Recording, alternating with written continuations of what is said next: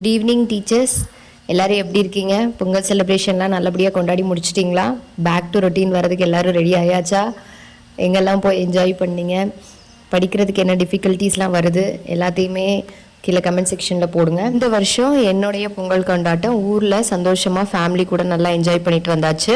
So இனிமேல் back to routine வந்துடணும். அதுக்காக லீவ் என்ஜாய்மெண்ட்லேயே அப்படியே இருந்துட்டு ரொம்ப சோம்பேறித்தனமாக பேக் டு ரொட்டீன் வராமல் இருக்கக்கூடாது. ஃபர்ஸ்ட் வந்து என்னுடைய ஸ்டடி டேபிள் தான் செட் பண்ண வேண்டியது இருந்தது. ஸ்டடி டேபிள் நம்ம எத்தனை தடவை க்ளீன் பண்ணாலும் கண்டிப்பாக மெஸ்ஸி ஆக தான் செய்யும். நான் முடிஞ்ச அளவுக்கு எல்லாமே இது பண்ணி வச்சுட்டு இந்த வருஷத்துக்கான கேலண்டர் இருக்கும்ல, அந்த கேலண்டர்லாம் எடுத்து வச்சுருந்தேன். பிகாஸ் நம்மளை ப்ரீ பிளான் பண்ணிக்கலாம் எதுவாக இருந்தாலும் அப்படின்னு சொல்லிட்டு எல்லாத்தையுமே க்ளீன் பண்ணி படிக்கிறதுக்குள்ளது எல்லாத்தையுமே வந்து ரெடி பண்ணி வச்சுட்டு இருந்தேன். படிக்கிறது கொஞ்சம் சோம்பலாக தான் இருந்தது. பிகாஸ் நல்லா லீவ் என்ஜாய் பண்ணிவிட்டு நல்லா ரிலாக்ஸ் பண்ணியிருக்கோம்ல. இவ்வளோ நாள் ஒரு டைம் டேபிள் போட்டு படிச்சுட்டே இருந்தோம்.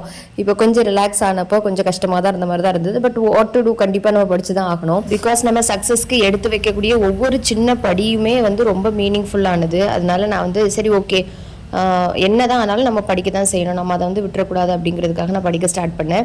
நான் வந்து கொஞ்சம் நேரம் வெளியில் வந்து உட்காந்து படிப்போம் ஒரு சேஞ்சுக்காக அப்படின்னு சொல்லிட்டு இன்றைக்கி வந்து எக்கனாமிக்ஸ் படிக்கணும், தமிழ் படிக்கணும், இங்கிலீஷ் கொஷின் பேப்பர் வந்து போட்டு முடிக்கணும் அப்படிங்கிறது தான் என்னோட பிளான். வெளியே வந்த உடனே வந்து 8th ஸ்டாண்டர்ட் எக்கனாமிக்ஸ் வந்து வச்சுருந்தேன். ஸோ 8th ஸ்டாண்டர்ட் எக்கனாமிக்ஸில் 2 லெசன் ஆல்ரெடி ஃபஸ்ட் ரீடிங் முடிச்சாச்சு. ஃபஸ்ட் ரீடிங் முடிச்சுட்டு என்ன செஞ்சுட்டு இருக்கேன்னா நோட்ஸ் எடுத்துகிட்டு இருக்கேன். அப்போ இதோட எனக்கு வந்து 6th-லேருந்து 10th வரைக்குள்ள எல்லா எக்கனாமிக்ஸும் முடிஞ்சுது.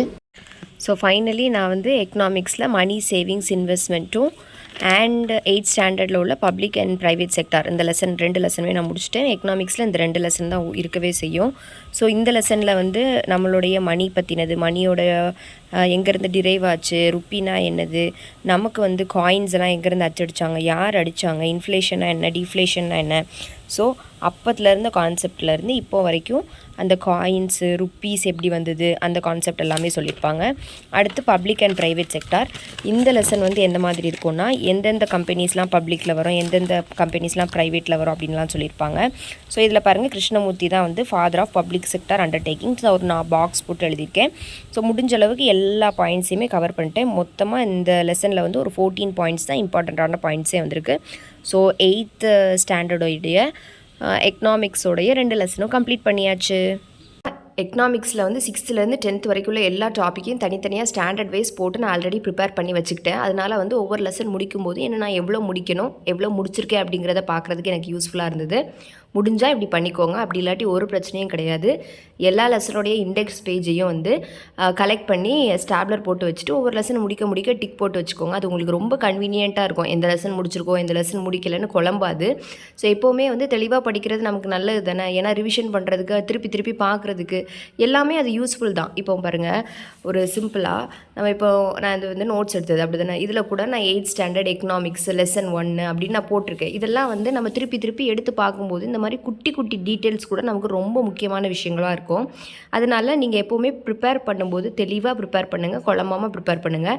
எக்கனாமிக்ஸை வந்து நெக்ஸ்ட் ஒரு ஃபுல் ரிவிஷன் போகலாமா 6th-லேருந்து 10th வரைக்கும் அப்படின்னு ஒரு யோசனையாகவே இருக்குது. இல்லைனா சிவிக்ஸ்லேயும் வந்து எனக்கு இன்னும் ஒரு 2 லெசன் இம்பார்ட்டண்ட்டாக இருந்த மாதிரி இருக்குது. இதை முடிச்சுட்டு சிவிக்ஸ் அண்ட் எக்கனாமிக்ஸ் 2த்துக்கும் வந்து ரிவிஷன் போகலாமா அப்படின்னு யோசனையாகவே இருக்குது. பிகாஸ் நான் வந்து இன்றைக்கி படித்ததில் வந்து ஓகே நம்ம எக்கனாமிக்ஸில் கான்ஃபிடென்ட் ஆகிட்டோம், முடிச்சிட்டோம் அப்படின்னு எனக்கு ஒரு நல்ல ஒரு கான்ஃபிடன்ஸ் வந்திருக்கு. நம்மளால் எக்கனாமிக்ஸ் வந்து எங்கே கேட்டாலும் நம்மளால் கொஸ்டின் ஆன்சர் பண்ண முடியும் அப்படின்னு ஒரு கான்ஃபிடன்ஸ் வந்திருக்குது.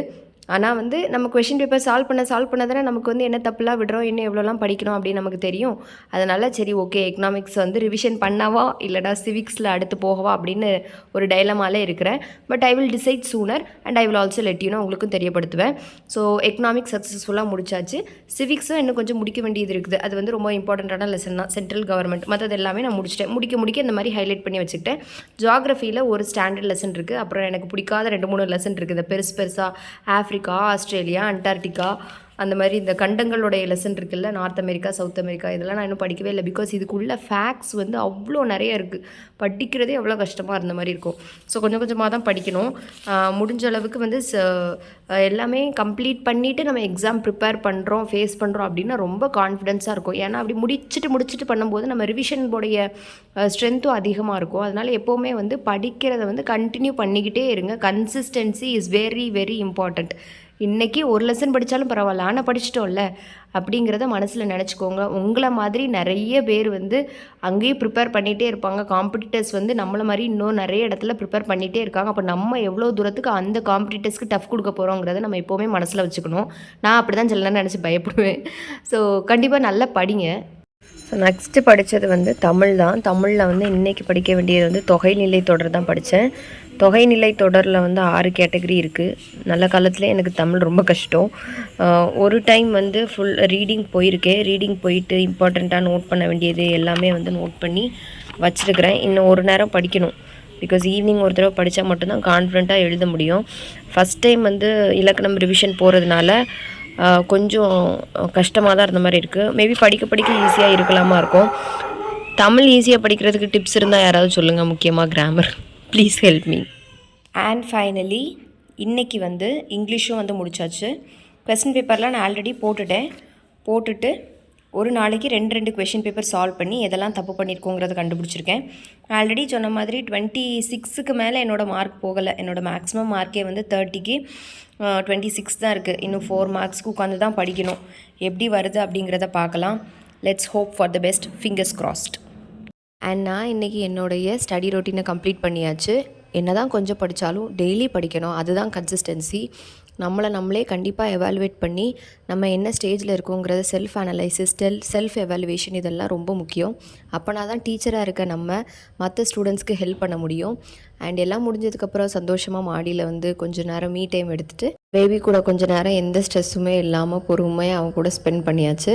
ஸோ என்னுடைய டே வந்து மேக்ஸிமம் இப்படி தான் இருக்கும். படிப்பேன், வீட்டில் ஒர்க் பண்ணுவேன், அதுக்கப்புறம் பேபியை பார்க்குறது, கொஞ்சம் ரிலாக்ஸ் பண்ணுறது, மறுபடியும் ஒர்க் பண்ணுறது, இந்த மாதிரி தான் இருக்கும். உங்களுக்கு என்னுடைய ஒர்க் ரொட்டீன், ஸ்டடி ரொட்டீன் பிடிச்சிருந்துச்சு அப்படின்னா கண்டிப்பாக ஒரு லைக் பண்ணுங்கள்.